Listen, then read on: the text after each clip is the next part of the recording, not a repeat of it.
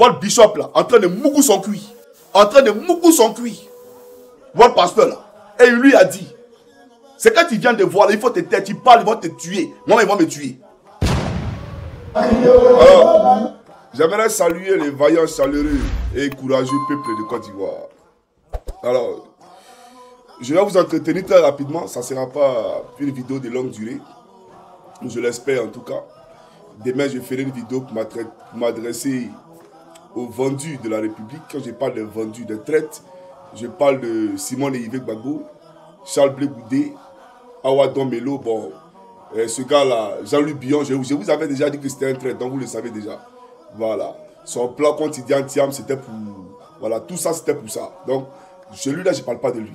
Mais j'aimerais dire à Jean-Louis Billon que tous tes marchés, tous tes contrats que tu as en Côte d'Ivoire, tu les perdras.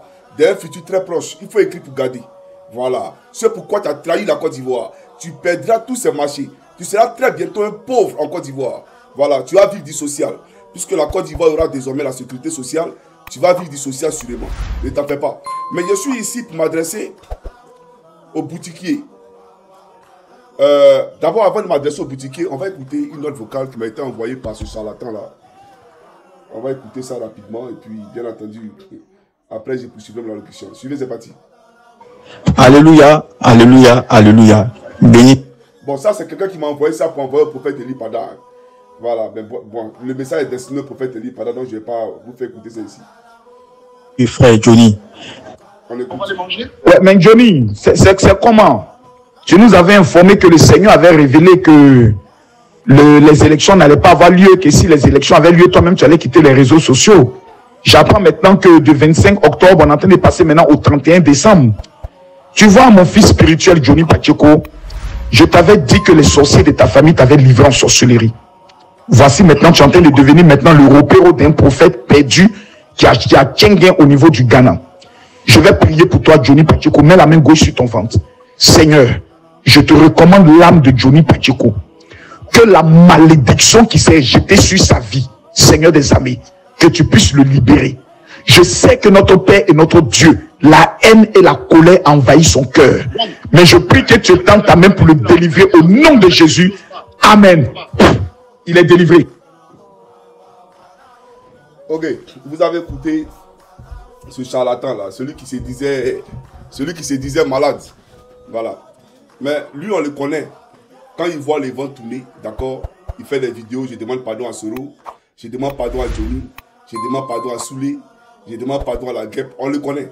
Voilà, c'est une que si on fait une vidéo même pour ridiculiser ces gars-là, vous n'allez même pas, c'est-à-dire vous allez éclater en sanglots, vous comprenez non? Voilà, c'est-à-dire que c'est une vidéo où il demande pardon, quand il voit que les vents vont tourner, à chaque fois, tout dernièrement il a inventé une maladie, il dit qu'il était malade, qu'il voulait se faire hospitaliser à Paris. Je pense que lui-même il a une déception. Il a une grande déception. Parce que aller te faire soigner à Paris alors que Draman vous a dit, en tout cas nous a dit en Côte d'Ivoire, à 5 km de nos lieux d'habitation, nous avons des hôpitaux. Tu vas aller ces hôpitaux-là pour te faire soigner à Paris. Ça veut dire que ton Draman est échoué. Et Draman dit qu'il a un bilan. Il dit qu'il a un bilan inattaquable. Il a rempli le stade de Bempé. Il a fait gagner la CAN à la Côte d'Ivoire. On a fait sortir les Ivoiriens pour aller à la CAN. Faire sortir les Ivoiriens pour aller, bien entendu, à l'ouverture du concert, bon, pas du concert, si vous voulez un concert, mais de l'entrée politique, de la rentrée politique du RDR à Ebempe. Mais tous ces Ivoiriens-là, ils sont passés où le jour du vote? Tous ces Ivoiriens qui ont été à Ebempe, là, le jour du vote, là, ils sont passés où? Parce que le vote en Côte d'Ivoire, l'élection présidentielle a été un non-événement, un non-lieu. C'est-à-dire que ça n'avait aucun intérêt pour le peuple de Côte d'Ivoire. C'est pour te dire ta place. Désormais, tu sais que les Ivoiriens ne t'aiment pas. Tu sais désormais quelle place tu occupes, toi, Draman. Mais comme je l'ai dit, je ne vais pas te donner d'indice. Toi, bientôt, tu as rendez-vous avec ton créateur Satan. Ne t'en fais pas. C'est pour très bientôt. Tu vas le voir. Maintenant, je vais m'adresser à un parvenu. Il y a un gars qui a fait une... Bon, je ne sais pas s'il a fait une vidéo. Oui, il a fait une vidéo. Il a fait une vidéo où il s'est adressé au prophète Eli Pada.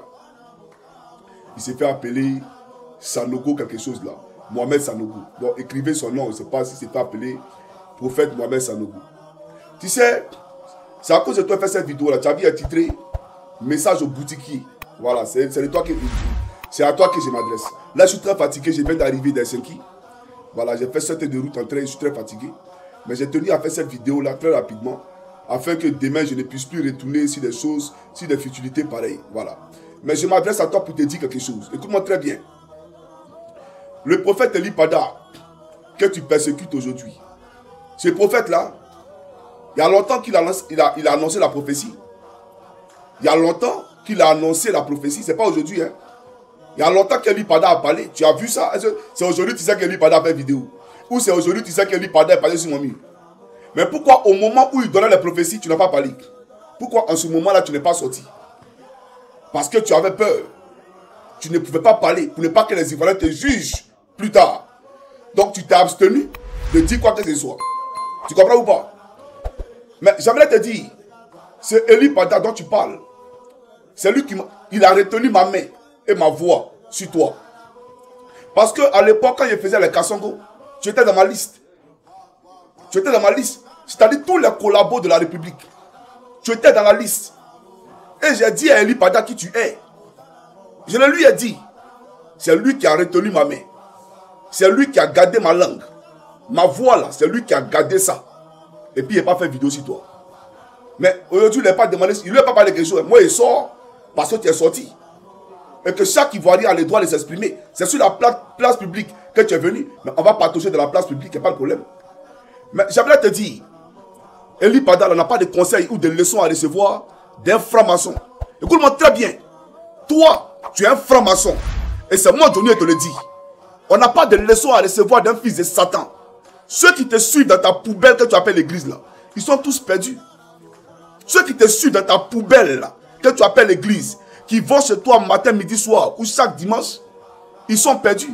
Parce que c'est comme si c'est Satan lui-même qui évangélisait. Tu n'es pas au courant de ça? On ne peut pas suivre 2 lièvres à la fois et 2 maîtres à la fois. Maman et Jésus-Christ. Toi, tu suis un Satan qui est dans la franc-maçonnerie et tu as venu parler de quoi? Que tu parles de quoi? Tu parles de Jésus? Toi, tu prêches Jésus?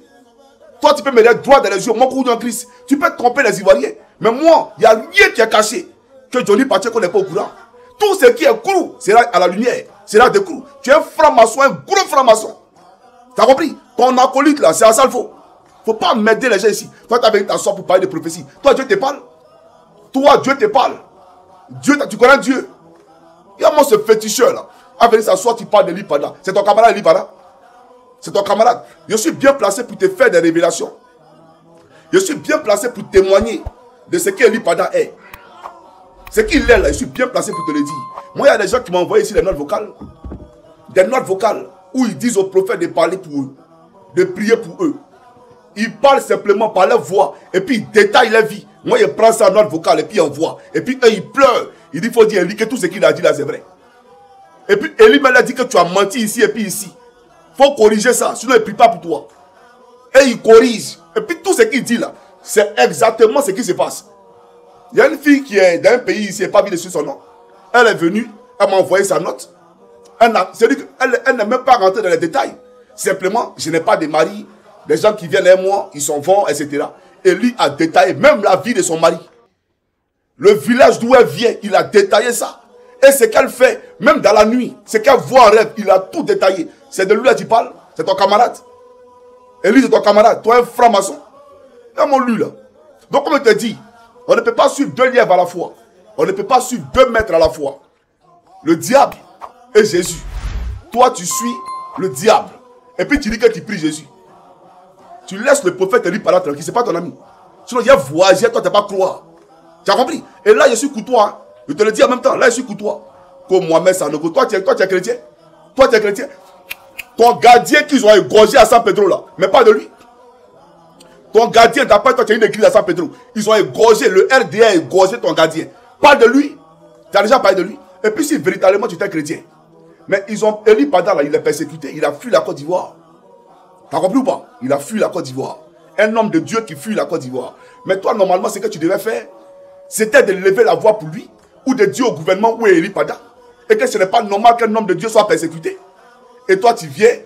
C'est-à-dire que toi, c'est la prophétie d'Eli Pada. Et tu remercies le gouvernement.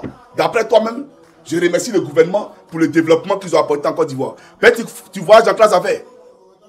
Parce que tu voyages en classe business. Tu salues le gouvernement. Mais j'aimerais te dire ceci. Ta vie là, parle-nous de ta vie. Avant d'après toi de servir Dieu là, tu faisais quoi dans la vie? Tu avais quoi? Il faut regarder ton train de vie. Et puis regarde le train de vie de l'Ipada. C'est pas pareil. C'est-à-dire que pour connaître les faux pasteurs, les faux hommes de Dieu là, pour les reconnaître là, c'est à travers leur patrimoine.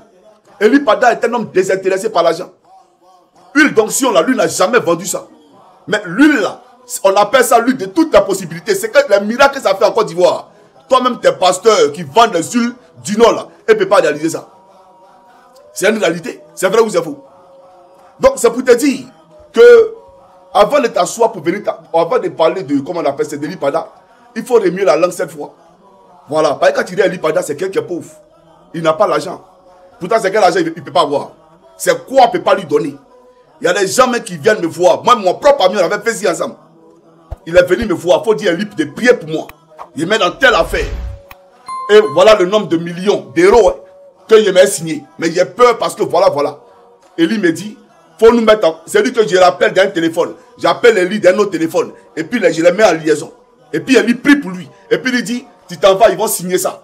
Demain où tu t'en vas, là, tu as signé. Il s'en va. Il revient et dit, ah, il y a un gars là. Il dit, le gars qui a fait ça, là, il va t'appeler. Tu as signé le papier là aujourd'hui. Et puis il rappelle et puis il dit, oui, il a signé. C'est lui qui fait ça.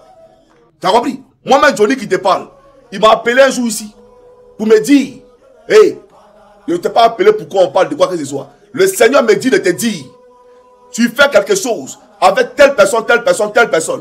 Il faut qu'il te dedans dès maintenant. Je n'ai pas dit un mot. Je te dis, je n'ai pas dit un mot. Mais tout ce qu'il a dit était vrai. J'ai arrêté en même temps. J'ai appelé la personne pour dire, hey, champion, à partir d'aujourd'hui, voilà. Parce que tout ce qu'il a dit était vrai. Tu as compris? Il y a trop de choses. Donc, il ne faut pas t'asseoir là pour raconter ta vie. Que non, Ouattara a développé le pays. Ouattara a développé quel pays? Pays du monde dans classe affaires. Toi, tu es riche, un milliardaire. Et puis tes fidèles sont pauvres. Tu prends l'argent des pauvres. Vous qui prêchez l'argent là, vous êtes de faux hommes de Dieu. Vous tous qui avez des voitures, de luxe. Vous qui roulez dans les grosses cylindrées. Qui d'après vous prêchez l'évangile. Vous êtes de faux hommes de Dieu. Parce que vous êtes attirés seulement que par l'argent. Jésus n'est pas venu pour l'argent. Jésus était simple. De toute façon, l'Ipada est simple là. C'est comme ça, Jésus était simple. Quand tu le vois là, c'est pas quelqu'un qui est intéressé par l'argent. Même dans son évangile, il ne parle pas de l'argent. Il ne prêche pas l'argent. Il prêche le royaume des cieux. Viens parler de lui encore. Tu n'as pas croire. C'est pourquoi je te dis, hein, je suis modéré. Et puis c'est pas si fatigué. Je viens d'arriver de voyage. Voilà. Maintenant, demain, il va m'adresser au trait de la République. Comme je l'ai dit, je ne suis pas ici pour m'adresser, pour durer dans cette vidéo là. Donc que Dieu vous bénisse. Peuple de Côte d'Ivoire. Envoyez ma vidéo là à ce charlatan là.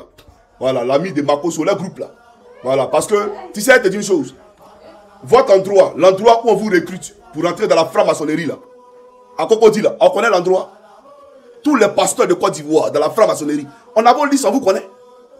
On vous connaît, vous tous. Quand tu parles, tu es caché. On sait tout. Et puis, j'ai une amie, ça c'est une anecdote qui est faite avant de vous dire au revoir. J'ai une amie, à l'époque, au temps de la Jossi Gang. Elle s'appelle Maman Ministre, elle est en Suède. Aujourd'hui, elle vit à Paris. Donc, j'ai dit son nom. Elle vit à Paris aujourd'hui. Et un jour, elle quittait au travail. C'était en saison hivernale, c'est-à-dire il neigeait même. Et j'étais au volant de ma voiture, et puis elle m'a appelé. Ça faisait tellement longtemps que j'ai dit, ah, mais c'est là, il y a longtemps. Hein. Voilà, parce que la Jossi Gang, vous voyez, c'est disloqué. Et puis j'ai pris le téléphone, et puis j'ai dit allô. Elle était toute en pleurs, en train de pleurer. J'ai dit à quoi? Elle me dit non. Elle veut que je fasse une vidéo. J'ai dit vidéo pour parler de quoi? Elle dit non, qu'elle est allée à Abidjan pour aller se marier avec un Ivoirien parce que les garçons de Paris sont des faux types, etc. Bon, voilà l'information qu'elle me donne. Elle est allée à Abidjan pour aller se marier avec un gars, mais le gars, il est pasteur. Il faut écouter très bien ce que je te dis. Il est pasteur. Et le gars, il ne voulait pas coucher avec elle avant le mariage. Donc, elle a respecté ça parce que c'est dit quoi? C'est un homme de Dieu. Donc, il est pieux. Donc, il n'y a pas de souci. Donc, il n'a pas voulu coucher avec elle avant le mariage. Mais, après le mariage encore, il ne veut pas la toucher. Elle ne comprenait pas, il ne voulait pas la toucher. Et c'est comme ça qu'un jour, pendant qu'il était sous la douche, d'accord, elle a pris son téléphone et elle a vu votre bishop là, en train de moucou son cuit. En train de moucou son cuit. Votre pasteur là. Et il lui a dit, C'est quand tu viens de voir, il faut te taire, tu parles, ils vont te tuer. Moi, ils vont me tuer. Donc prends tes clics et tes claques, il faut te casser. C'était trop dans sa gorge qu'elle arrive à Paris, c'est en pleurs, elle m'a appelé. Tu comprends ou pas? C'est en pleurs, elle m'a appelé. Et je lui ai dit à l'époque que je ne ferai pas des vidéos parce que ça ne m'intéresse pas. Il dit, ça ne m'intéresse pas. Elle savait moi, ministre. Elle n'est pas morte, elle vit. Voilà, vous pouvez lui demander si on va appeler pour me demander de faire vidéo, de dire les noms. Et que de dire que c'est elle qui m'a donné l'information. Parce qu'elle est tombée sur la vidéo. Tu comprends ou pas? Mais moi, je n'ai pas fait de vidéos. Mais je vous connais, vous tous. Je sais qui vous êtes, vous tous. Des pasteurs PD, des pasteurs, comment on appelle ça? Des pasteurs francs-maçons. Quand tu as venu parler de l'Ipada, il faut respecter les gens. Hein. Que Dieu bénisse la Côte d'Ivoire, sauf vous les francs-maçons. Et puis, comment on appelle ça? Votre Draman. Là. Toi, tu es un homme de Draman. Que Draman a développé le pays. C'est quoi tu appelles développement? Quand tu viens en France, là, quand tu prends ta classe à faire, d'avion, puis tu viens en France, là, tu connais. Il faut aller développement, puis il faut aller ce que tu appelles développement. Là. C'est ça que tu appelles développement. Ce qui se passe en Côte d'Ivoire, c'est ça que tu appelles développement. Quand tu arrives à l'aéroport Roissy Charles de Gaulle, là, ça ne te parle pas. Ton aéroport, on dirait boire des sardines. C'est aéroport, ça là. Il faut aller à l'aéroport, ça ressemble à l'aéroport. Moi, c'est respecter les gens. Hein. Si ceux que Dieu bénisse la Côte d'Ivoire, sauf ce charlatan et puis son draman. On est ensemble, les gars, portez-vous bien. Ciao, ciao.